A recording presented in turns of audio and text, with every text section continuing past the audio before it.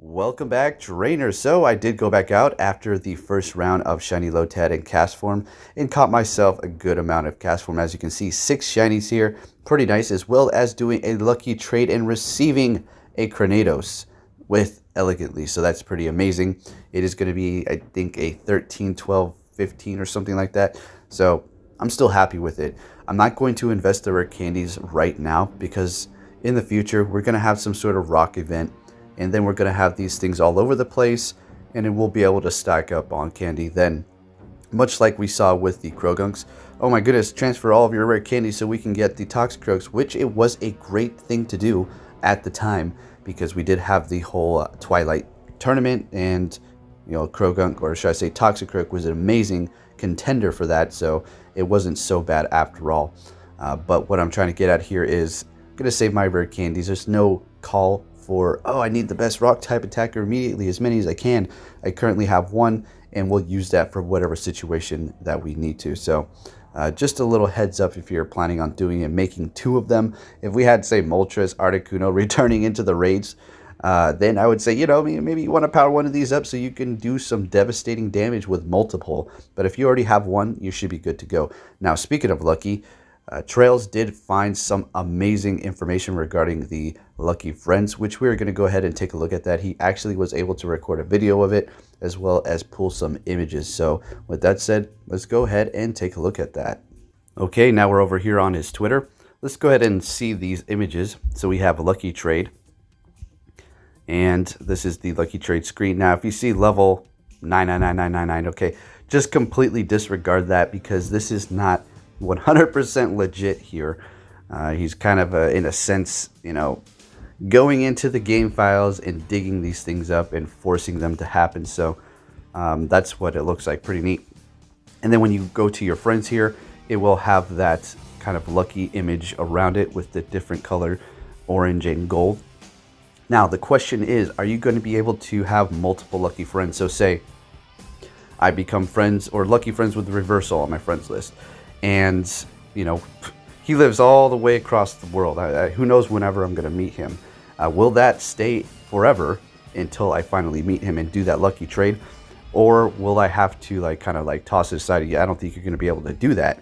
So I'm thinking it's going to be able to stack with multiple friends. And if you have somebody that you just added online and you had no intention of meeting them, but say you go to GoFest one time and they're there and you're actually able to do a trade, and you have been waiting this whole time and it said lucky friend, for all these days, and you're finally like, oh, we can do a lucky trade, would you like to? And there you go. So I'm hoping and thinking pretty much that it's going to stack up like that. And then when you look at your friend like this as well, under the friendship, as you can see, it says lucky friend there as well with the little, I don't know, lucky bubbles, all right? So pretty neat stuff. I just wanted to bring this to your attention. And as well as if you look at the trade icon, it has the lucky kind of decoration going on for that as well. Now, the biggest question remains, how do you trigger becoming a lucky friend with somebody in the first place?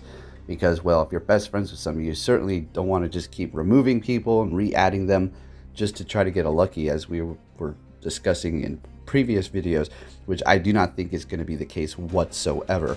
How I think they're going to be triggered is simply increasing your friendship for that day. Once you've done that, it might just say, oh, you become lucky friends. So if you battle with them in a gym, raid, trade, PvP, everything and anything that will increase your friendship, that is where you possibly may get that lucky to trigger for your friendship.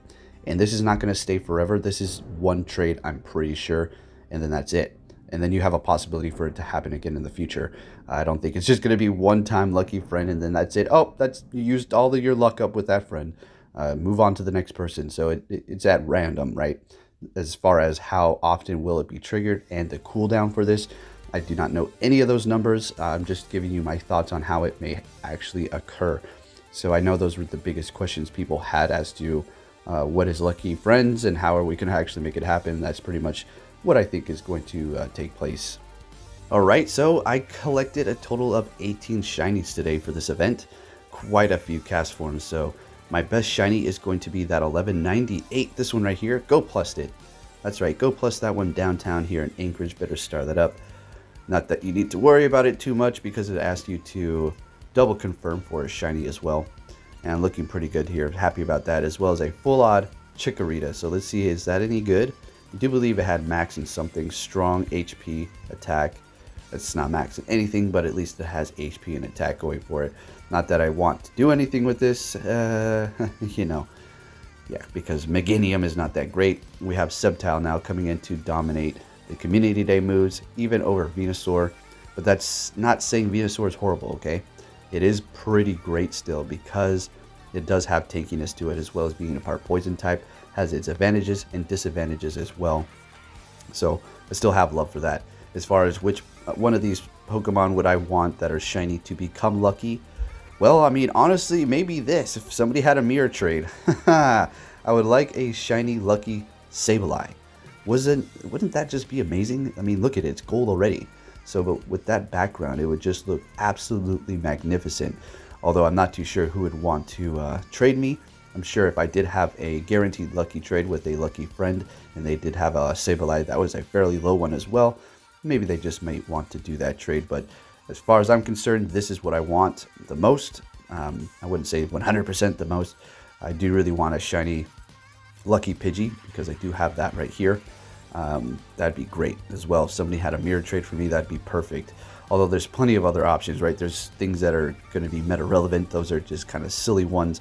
Although Sableye is, as a matter of fact, very meta relevant as far as Great League is concerned. So yeah, look at him twitching over there. Alrighty, traders, now let's go ahead and take a look at this Granbull right here.